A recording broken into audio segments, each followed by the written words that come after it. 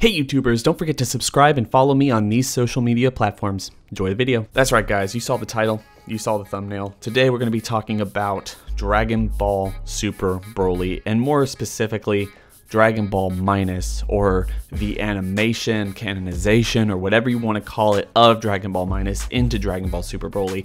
This is the Saiyan race, this is the Saiyan heritage and story that Toriyama, Toei, all of them want us to know is going to be the main focal point for the future of the series. So before you jump into the comments, before anyone gets at my throat, I'm going to put a spoiler warning here because I don't know what you know, and I don't know what you want to know or anything else like that. So please be warned. Click off the video now, go down to the comment section below if you want to just pause this video and share your thoughts about whether or not you think Dragon Ball Minus's story will actually matter to the long run of Dragon Ball Super.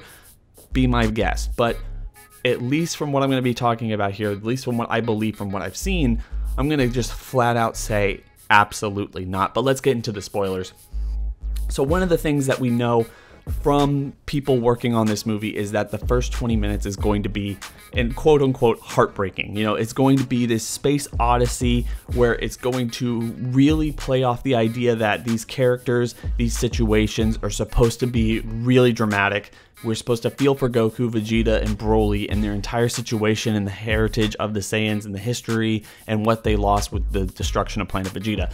I completely understand that. That was something I was really looking forward to before the latest trailer. And I'm not saying I'm no longer looking forward to the movie. I'm just saying I feel like they've been playing us because we've known the entire story of Dragon Ball Minus for years now, ever since the Jocko manga. We know how Planet Vegeta was destroyed and by who. We know all of this. It would be great, and it's going to be so much fun to really explore the history of the Saiyans and see how their society works through King Vegeta, through Paragus, even through, you know, Bardock and Gine and even young Vegeta and all that other stuff. I can't wait to see that. But I really don't think Dragon Ball Minus is going to have any huge bearing on the overall story of this movie, and also the overall story of Dragon Ball going into the future. The only thing I can think of is you're going to see all this stuff, you're going to know how it plays out, and then sometime down the line, Goku and Vegeta are going to go to Planet Sadala in order to see Kaba, and we're going to get contrasting viewpoints of how they work versus how we know that the Saiyans worked in Universe 7. That's totally fine.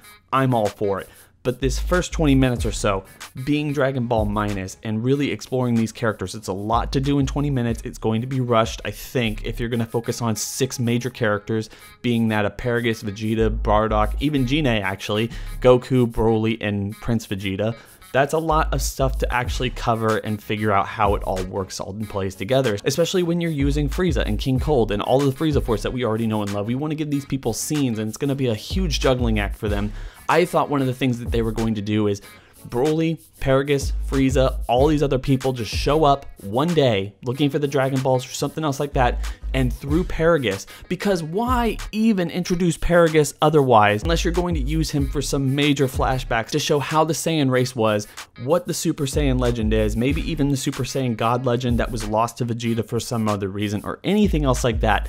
Telling that throughout the story, breaking up the action with some actual plot that was thrown in by either Paragus having flashbacks or maybe even just telling Vegeta about how awful his dad was or how much he hates his dad. We get to see Vegeta's perspective versus Paragus's perspective, and that's how they're going to play the story. Now, I'm not saying that that's not how they're going to do it. I'm just saying if you're going to spend the first 20 minutes and you're going to really hark up this whole idea of Dragon Ball Minus and these 3 babies of destiny, because that's also kind of bugging me. I don't like the idea of babies of destiny, and you know, that's just a whole nother discussion topic. But why else introduce Paragus if you're not going to use him for flashbacks and a contrasting viewpoint between what Vegeta thinks was the Saiyan race and what he knows was the Saiyan race, how much of a coward his dad was, or how Frieza really was that tyrant, or maybe he wasn't, or all this other stuff. What does Paragus know that Vegeta doesn't, and how does that shape Vegeta's character going forward? How does it shape our knowledge of the Saiyans going forward? We already know what Dragon Ball Minus has to offer.